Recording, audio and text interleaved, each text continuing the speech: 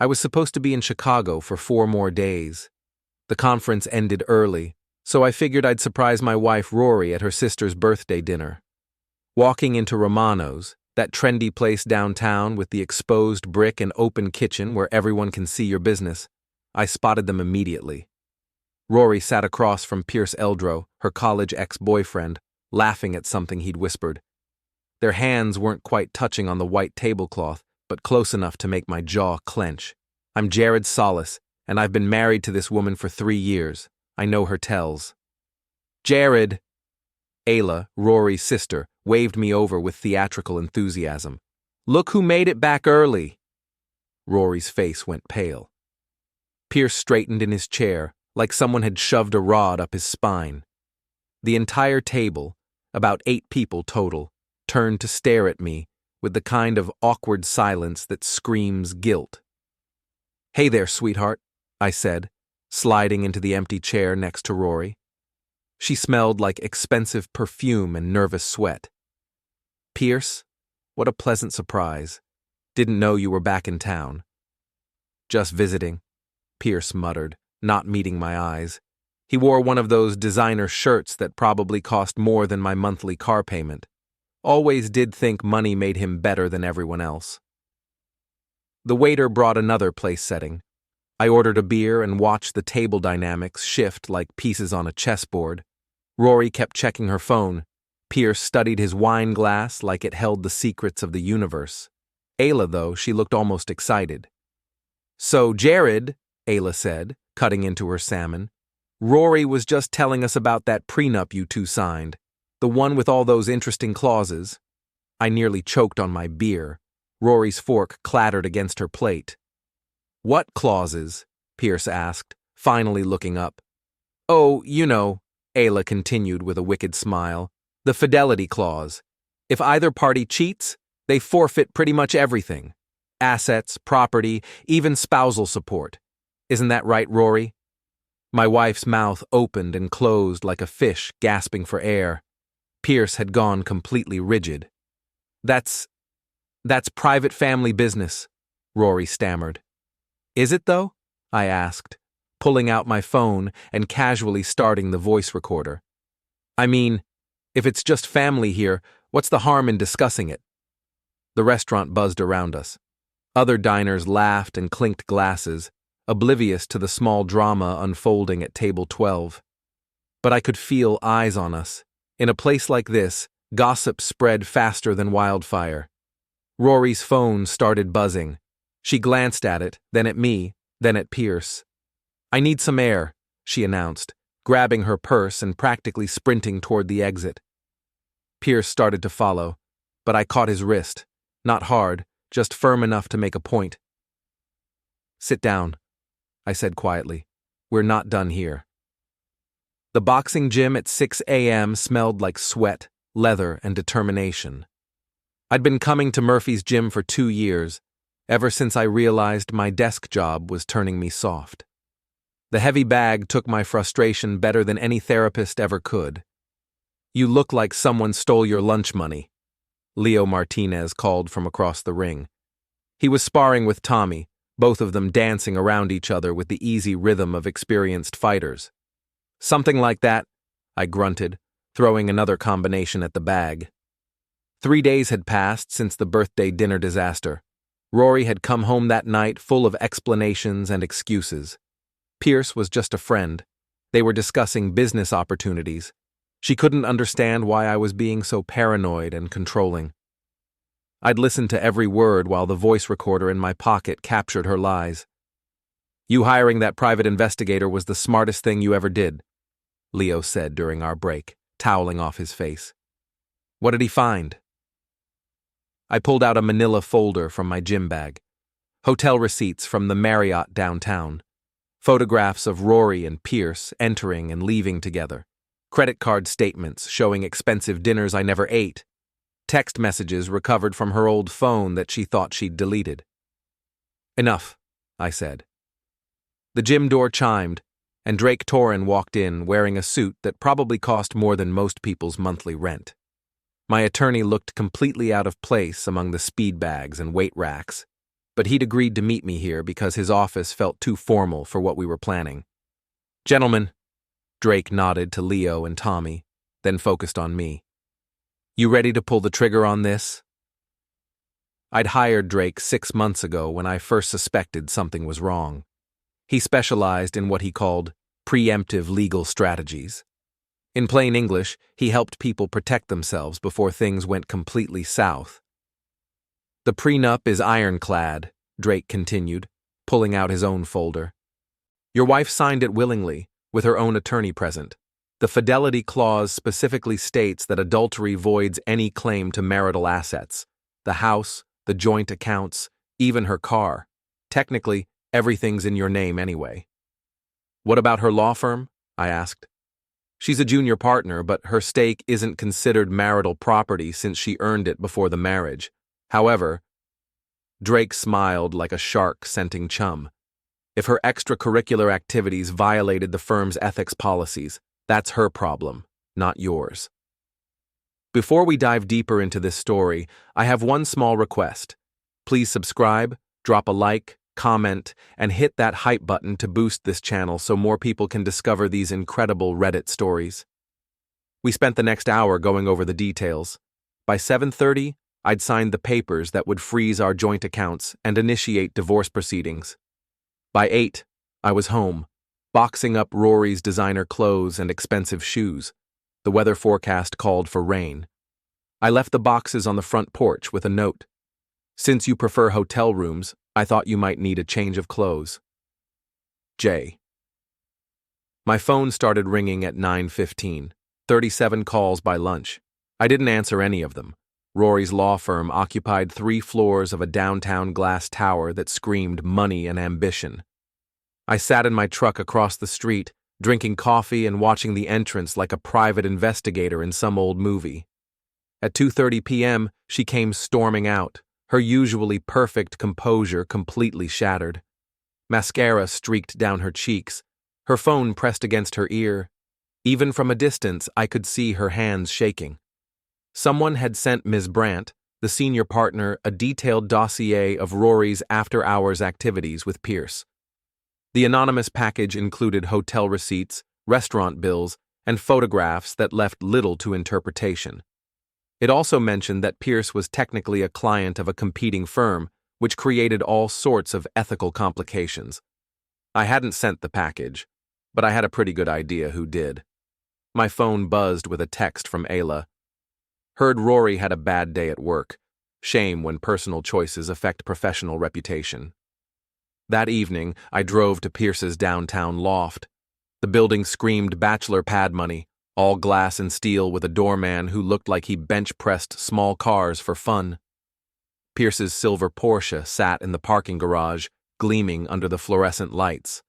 I waited until he came down to get something from his car. "Jared," he said, trying to sound casual but failing miserably. "Look, about the other night." "Save it," I interrupted, walking closer. Pierce was taller than me, but I'd been hitting the gym hard for 2 years. He'd been hitting expensive restaurants and apparently my wife. "I'm not here to listen to excuses." I pulled out my keys and dragged them along the side of his precious Porsche, leaving a long, deep scratch in the metallic paint. "Are you insane?" Pierce shouted, lunging toward me.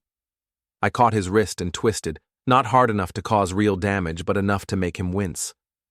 "Touch me, and I'll make sure everyone in this city knows exactly what kind of man you are. Your business partners, your clients, your mother." Pierce jerked away, cradling his wrist. "This is harassment. I'm calling the police." "Go ahead," I laughed, pulling out my phone. "Let's show them the hotel receipts. I'm sure your board of directors will love reading about your extracurricular activities in the police report." I left him standing there next to his scratched car, probably calculating how much the repair would cost his precious image. The next morning, Mrs. Keene from down the street knocked on my door. She was the neighborhood's unofficial gossip network, a sweet old lady who somehow knew everyone's business before they did. "Jared, dear," she said, holding a casserole dish. "I heard about your troubles. That wife of yours, well, some people just don't appreciate what they have." Thank you, Mrs. Keene. That's very kind. I was at the farmer's market yesterday, she continued, settling in for what I recognized as a full intelligence briefing. Saw Rory with that Pierce fellow. They were arguing something fierce near the flower stand. She was crying, and he looked madder than a wet cat. I invited her in for coffee. By the time she left an hour later, she had enough ammunition to keep the neighborhood gossip mill running for weeks. That afternoon, my living room window exploded inward. Glass scattered across the hardwood floor, and a brick landed near my coffee table. Attached was a note that reeked of Pierce's expensive cologne. Back off, or things get worse. I called Drake immediately. Her accounts are drained, he reported. She tried to access the joint savings this morning and got a nasty surprise. She's coming for you now, Jared. No more playing around. The boxing gym felt like a sanctuary at midnight. I had my own key, and Murphy didn't mind if I came in after hours to work off steam. The heavy bag absorbed my frustration punch by punch, each impact echoing through the empty space. I'd spent the day implementing Phase 2 of what Drake called aggressive asset protection. Pierce's business partner, a guy named Richards, received an anonymous tip about Pierce's habit of mixing business with pleasure. Apparently, Pierce had been using company resources to wine and dine potential clients who happened to be married women. Richards was not amused. At 11 p.m., Pierce called my cell phone. "You're destroying my life," he said without preamble. "Funny," I replied, not stopping my workout. "I was thinking the same thing about you." "Meet me at the parking garage on 5th Street. We need to settle this like men." I almost laughed. "Like men? You mean the way you settled things with my wife?" But I went anyway. The parking garage echoed with our footsteps as we faced each other between the concrete pillars. Pierce looked haggard, his usually perfect hair disheveled, his expensive clothes wrinkled. "What do you want?" he demanded. "I want you to understand something," I said, stepping closer. "You thought you could waltz back into town and pick up where you left off. You thought I was just some blue-collar guy who got lucky marrying above his station." I grabbed his shirt and shoved him against his car, the same Porsche, now sporting fresh scratches along both sides. "You were wrong," I whispered in his ear. "Touch my wife again, and you'll wish the only thing you lost was your reputation." I pulled out a knife. Just a pocket knife, nothing dramatic, and calmly punctured all 4 of his tires. The hissing sound filled the garage like angry snakes. "Consider this a down payment," I said, snapping a photo of him standing next to his disabled car. "The interest compounds daily." Pierce was shaking now, either from rage or fear. "You're crazy. She's not worth this." "Maybe not," I agreed, "but my self-respect is." The next evening, Rory showed up at the gym during my regular workout. She'd been crying. Her eyes were red and puffy, her usually perfect makeup smeared. The other guys stopped what they were doing to watch the show. "Jared, please," she begged, grabbing my arm as I came off the heavy bag. "We can work this out. I made a mistake, but we can fix this." "A mistake?" I asked loudly enough for everyone to hear. "Which part was the mistake? The hotel rooms? The lies? Or getting caught?" "Don't do this here," she whispered, glancing around at the audience we'd attracted. "Why not? You didn't seem to mind public displays when you were with Pierce." She tried to grab my hands, but I pulled away. "I'll do anything. We can go to counseling. I'll quit the firm. You'll what? Stop being who you are?" I shook my head. "The only thing you're sorry about is that you got caught." Leo and Tommy exchanged glances. Even they looked uncomfortable with how pathetic she sounded. "Get out," I said quietly. "Don't come back." She left sobbing, and I went back to my workout like nothing had happened. But inside, I was already planning the final move. That night, I planted a rumor with Mrs. Keene. Pierce was broke, his business was failing, and Rory was already looking for her next wealthy target. By Monday morning, half the neighborhood believed it. By Tuesday, it had spread to her yoga class and book club. Wednesday night, Rory showed up at my house at midnight, sobbing on the front porch. "You win," she said through the locked door. "Just please don't ruin me any more than you already have." I opened the door and smiled. "Oh, sweetheart, we're just getting started." The annual Riverside Festival drew half the town to Memorial Park. Local bands played on the main stage, while vendors sold everything from handmade crafts to barbecue that could make you weep with joy. I'd been coming to this festival since I was a kid, back when it was smaller and less commercial. This year, it would serve a different purpose. I'd volunteered to help with the sound system, which gave me legitimate access to the microphone during the community announcements portion. The festival organizers loved when local residents shared news or gave shout-outs to family and friends. At 3 p.m., with about 400 people gathered around the main stage, I stepped up to the microphone. "Good afternoon, everyone," I began, my voice carrying clearly through the sound system. "For those who don't know me, I'm Jared Sollace. I've lived in this town my whole life, and I've got a few things I'd like to share." In the crowd, I spotted Rory near the craft booths, her face going pale as she realized what was happening. Pierce stood next to her, looking like he wanted to disappear into the ground. "First, I want to thank my wife Rory for teaching me some valuable lessons about trust and marriage." My voice stayed calm, conversational, but it carried to every corner of the park. She showed me that some people view wedding vows as suggestions rather than commitments. A murmur rippled through the crowd. People started pulling out their phones. I also want to acknowledge Pierce Eldrow, who helped my wife explore those flexible interpretations of marriage. "Pierce, you always did think you were better than the rest of us. Turns out you were just better at lying." Rory started pushing through the crowd, trying to reach the stage. Pierce grabbed her arm, but she shook him off. "Some of you might be wondering about the legal implications of adultery," I continued, enjoying myself now. "Well, thanks to a prenup that my wife insisted on signing, those implications are pretty straightforward. Cheating spouses forfeit their claims to marital assets. It's amazing how quickly expensive lawyers become interested in contract law when their own signatures are involved." Rory reached the stage steps, but 2 festival volunteers blocked her path. She started screaming something I couldn't hear over the sound system. I've also learned that some business partnerships don't survive ethical scrutiny. Pierce's company recently discovered some interesting patterns in his client relationships. Apparently, mixing business with pleasure has consequences. I pulled out the divorce papers Drake had prepared, holding them up for everyone to see. These were filed this morning. By the time the festival ends tonight, I'll officially be a free man. Pierce tried to rush the stage, but Leo and Tommy, who'd positioned themselves strategically in the crowd, intercepted him. They didn't hurt him, just held him back while he shouted threats nobody could understand.